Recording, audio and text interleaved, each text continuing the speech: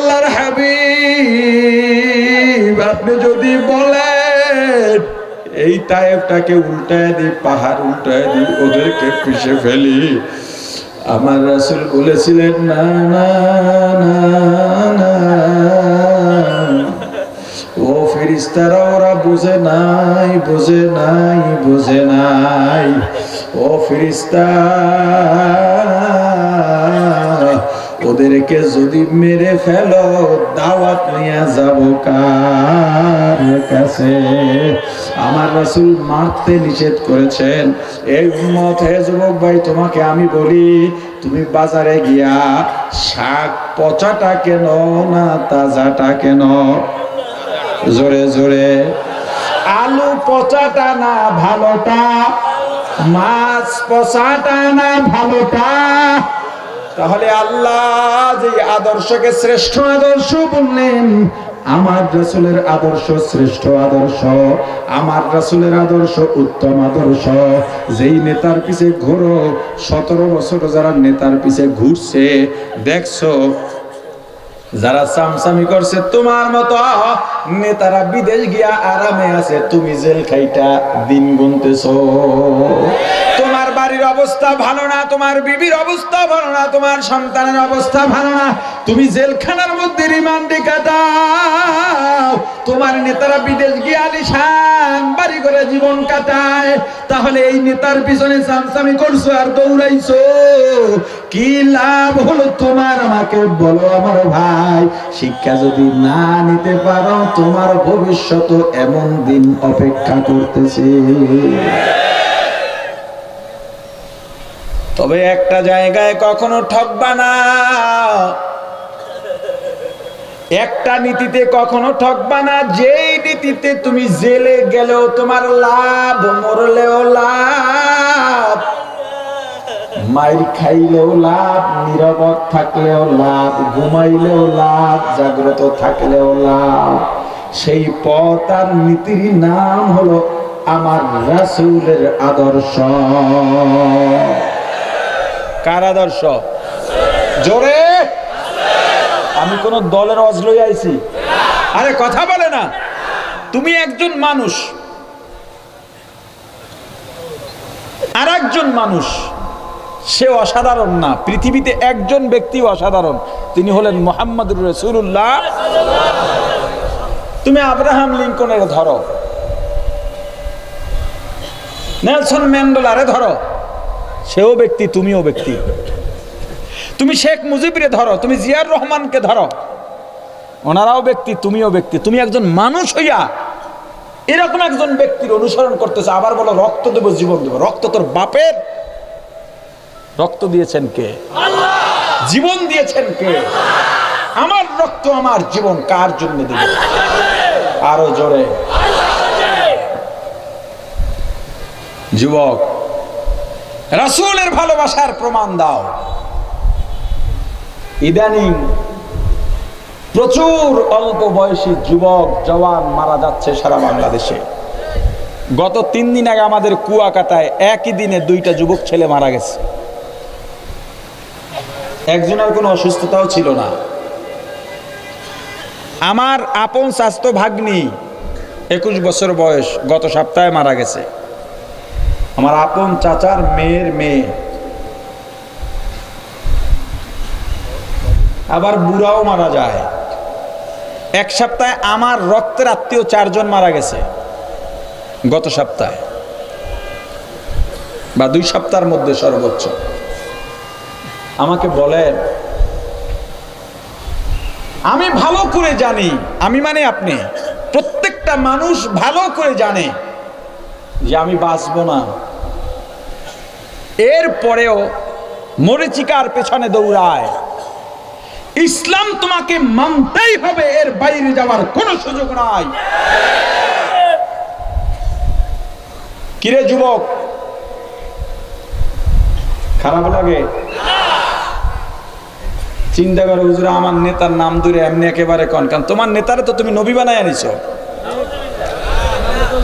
তার যৌক্তিক সমালোচনা তোমার শুনতে ভালো লাগে না। তুমি আবার বলো তোমার নেতার নাম নিলে নাকি মুখটা পবিত্র হইয়া যায়। তুমি আবার এও বলো তোমার নেতার নাম নিলে নাকি উজু করা লাগে। আরে কথা কয় না, রাগন রাগ হইলেও বাকি। বহু বছর পর লক্ষ্মীপুরে আইছি, দূরে মাহফিলে যাই না, বহু বছর পরে আসছি। দুইটা কথা কয়ে যাওয়া দরকার না? আমি একটু যুবকদের দেখতে চাই। যুবক যুবক যুবক হাত উঠাও,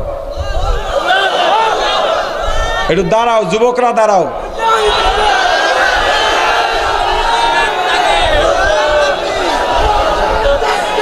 সব যুবক,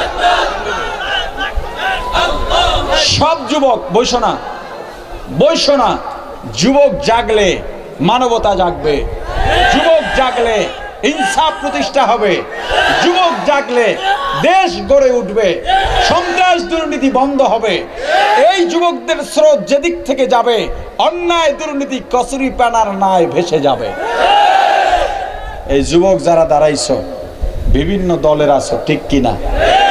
ঠিক কিনা? বিভিন্ন নীতিতে আছো, ঠিক কিনা? ইসলামের পক্ষে থাকতে হবে, এখন তওবা করতে হবে, ইসলামের পক্ষে থাকতে হবে। কিসের পক্ষে থাকতে হবে? আরো জোরে, কিসের পক্ষে? ওয়াদা করা যায়?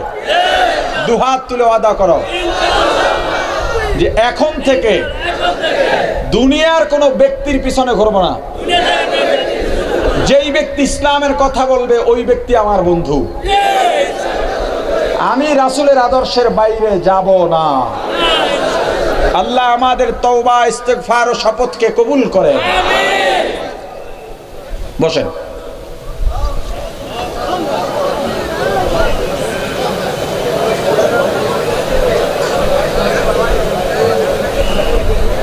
বারবার দেন কা বলছেন তো আমারে 2-3 বার দেওয়ার দরকার নেই তো।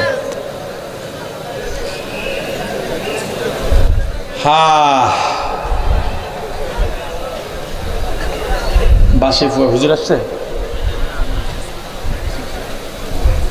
ভাই আমার।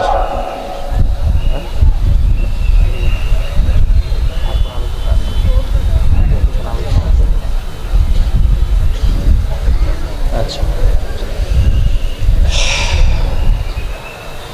আমরা কিছুক্ষণ জিকির করব। জিকিরের আগে আরো কিছু বয়ান বাকি আছে, সেটা চলবে ইনশাআল্লাহ। কি চলবে না বন্ধ করে দিবেন? জোরে বলেন। যাওয়ান্নে আছেন কারা? ওই দিয়ে আতুড়েছে না বুঝিয়ে আতুড়েছে।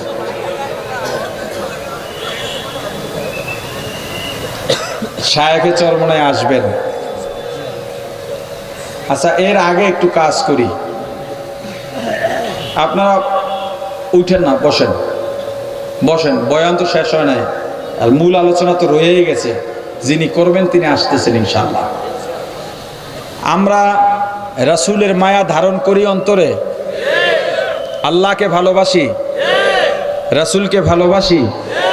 জোরে কারা কারা? দুহাত তোলেন, টান টান করে তোলেন। ডানে বামে নাড়া দেন হাত। মাশাআল্লাহ। বাম হাত নামান, ডান হাত উঠান। ডাইন হাতের মোবাইল সরান, হাত উঠান। স্টেজ উঠছে সবাই রাত। সবাই আমরা আল্লাহকে ভালোবাসি, রাসূলকে ভালোবাসি। ইবাদতের মধ্যে আল্লাহর ভালোবাসা থাকবে, সবকিছুর মধ্যে থাকবে। নেকের কাজে আগ্রহী হব। এই মাহফিলে খুশি না বেজার? প্রমাণ দিতে পারবেন?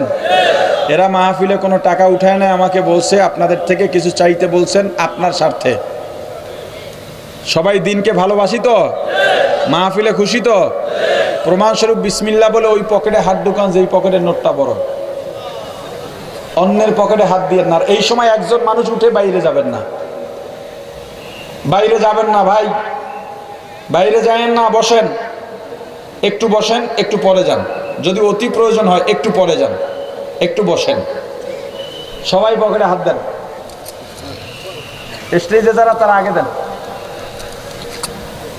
আমার পকেটে 1000 টাকার নোট বড় আছে, এটা আমি আগে দিলাম। এটা রাসূলের সুন্নাত আদায় করলাম। রাসূল নিজে যেই আমলের কথা বলতেন আগে কইরা নিতেন। সবাই হাতে নিছেন টাকা, বড় নোট নিছেন।